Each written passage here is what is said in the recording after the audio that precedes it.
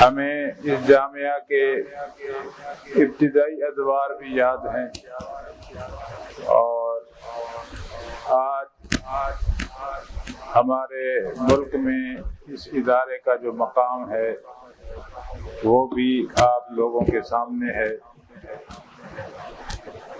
ادارے جو ترقی کرتے ہیں اس کے پیچھے ایک جہد مسلسل ہوتی ہے۔ صرف یہ کام ادارے والوں کا نہیں ہوتا، بلکہ اس کے ساتھ جو ہمارے جس ادارے کے بھی اساتذہ ہوتے ہیں ان کا بھی ایک اہم کردار ہوتا ہے۔ پھر جو یہاں پہ عزیز طلباء آتے ہیں ان کا اپنا ایک کردار ہوتا ہے، تو یہ ساری چیزیں ملتی ہیں تو پھر جا کے گاڑی چلتی ہے۔ تو دینی اداروں کا جو سفر ہے وہ ختم ہونے والا نہیں ہے کہ ہم یہ کہیں کہ یہ بس 2 سال بعد یہ ادارہ بند ہو جائے گا، بلکہ ہمارا جو دین ہے اس نے قیامت کی صبح تک رہنا ہے انشاءاللہ۔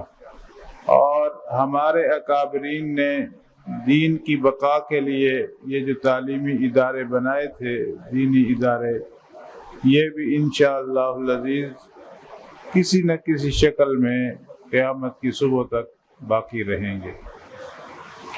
ہمیں یہ کوشش کرنی چاہیے کہ ہم اپنے تعلیمی اداروں کو اپنے اکابر کی روایات کے مطابق ان کو چلانے کی کوشش کریں، اور ضرورت کے مطابق اور معاشرے کے تقاضے کے مطابق جو تبدیلیاں ہیں مثبت، ان کو ان میں لایا جائے، لیکن جو اس کی اصل روح ہے وہ باقی رہے۔ اب ہم ان کو بدل کے کالج یونیورسٹی نہیں بنا سکتے، اس نے رہنا پھر بھی مدرسہ ہی ہے، لیکن ہمارے پاس جو عزیز طلباء دور دراز علاقوں سے تعلیم حاصل کرنے کے لیے آتے ہیں، تو ہم نے ان کے مستقبل کو بھی مد نظر رکھنا ہے اور وقت کے تقاضوں کو بھی پورا کرنا ہے۔ تو الحمدللہ ہمارے باقی اداروں کی طرح جامعہ اسلامیہ بھی ان معاملات میں اپنا ایک مقام رکھتا ہے، اور اس کے بانی اور محتمم حضرت مولانا غلام محی الدین صاحب مدظل العالی، ان کی محنت ہے اور ان کا جو سوچ ہے اور ویژن ہے اس کے مطابق یہ ادارہ ترقی کر رہا ہے۔ اب ان کے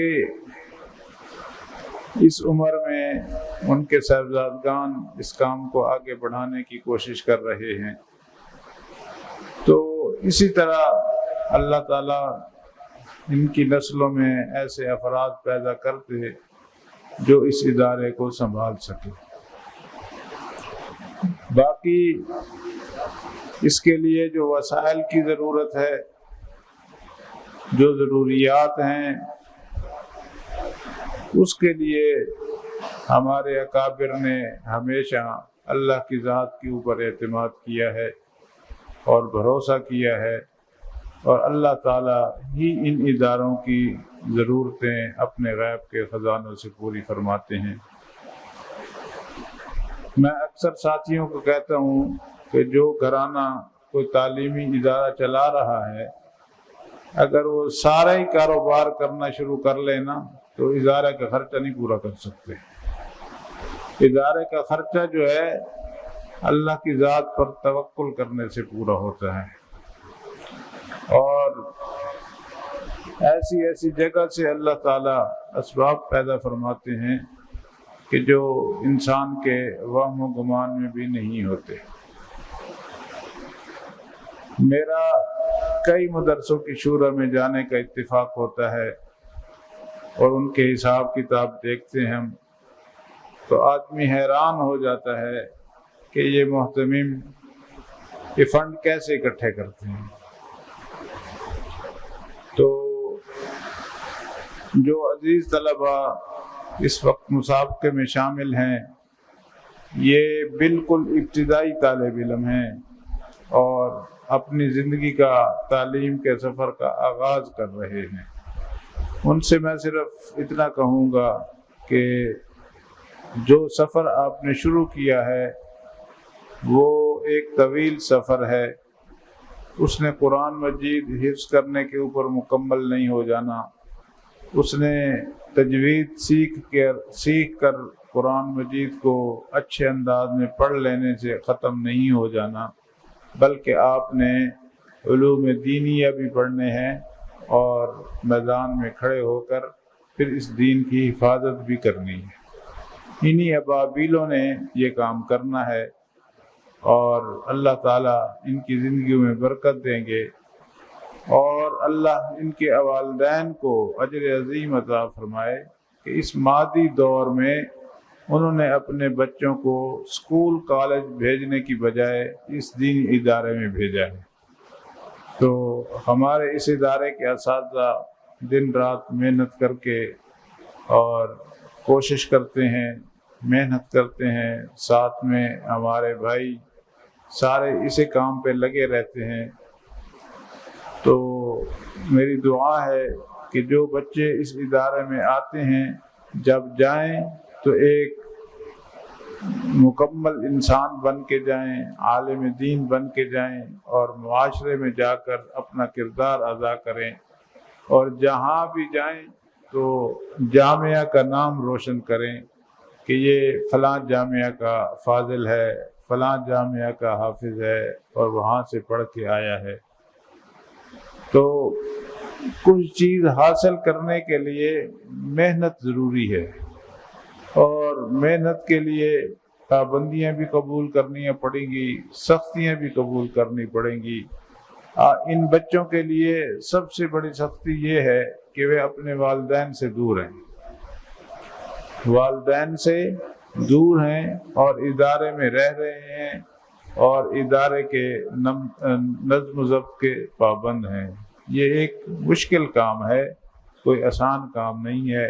جتنے چھوٹے بچے ہیں یہ اپنے والدین سے بھی دور ہیں اور جامعہ کے اندر رہتے بھی ہیں اور پھر ضابطے کی بھی پابندی کرتے ہیں۔ جو ہمارے عصری علوم کے ادارے ہیں ان میں تو بچے صبح آتے ہیں، شام کو اپنے والدین کے پاس چلے جاتے ہیں، ایسے ہے نا۔ تو اس لیے ان بچوں کو بہت زیادہ محنت کی بھی ضرورت ہے اور اساتذہ اور انتظامیہ اور محترم کی شفقتوں کی بھی ضرورت ہے کہ الحمدللہ ہمارے جو بھی ادارے ہیں وہ طالب علموں کی تمام تر ضروریات کی کفالت کرتے ہیں، اور یہ کام مشکل ہے، آسان نہیں ہے۔ میری دعا ہے کہ اللہ ہمارے اس جامعہ کو قیامت کی صبح تک آباد رکھے اور اس کی جتنی ضروریات ہیں اللہ تعالیٰ اپنے غیب کے خزانے سے پوری فرمائے، اور ہمارے یہ حضرات جو ہیں خرچ کرنے میں بھی بخل سے کام نہیں لیتے، طالب علموں کی حوصلہ افزائی بھی اچھے انداز میں کرتے ہیں، اور اپنے جو ان کے اساتذہ ہیں یا دیگر ملازمین بھی ہیں وہ بھی ان سے خوش رہتے ہیں، ان کی ضروریات کا بھی ہر طرح خیال رکھا جاتا ہے۔ تو ایک انسان کے بس میں جتنی چیزیں ہیں وہ یہ پوری کرنے کی کوشش کرتے ہیں۔ اللہ تعالیٰ ان کو جزائے خیر عطا فرمائے اور ہمارے ان بچوں کو اور ان کے اساتذہ کو اللہ تعالیٰ دین کی خدمت کرنے کی توفیق عطا فرمائے اور اپنی رضامندی اور خوشنودی سے سرفراز فرمائے۔ بسم اللہ الرحمن الرحیم۔ اللہم صلی علی سیدنا محمد وعلی آل سیدنا محمد وبارک وسلم علیہ۔ ربنا آتنا فی الدنیا حسنہ وفی الآخرۃ حسنہ وقنا عذاب النار۔ ربنا ظلمنا انفسنا وان لم تغفر لنا وترحمنا لنكونن من الخاسرين. رب اجعلني مقيم الصلاة ومن ذريتي ربنا وتقبل دعاء. ربنا اغفر لي ولوالدي وللمؤمنين يوم يقوم الحساب. اللهم إنا نسألك من خير ما سألك منه نبيك محمد صلى الله عليه وسلم، ونعوذ بك من شر ما استعاذ منه نبيك محمد صلى الله عليه وسلم، وأنت المستعان وعليك البلاغ ولا حول ولا قوة إلا بالله.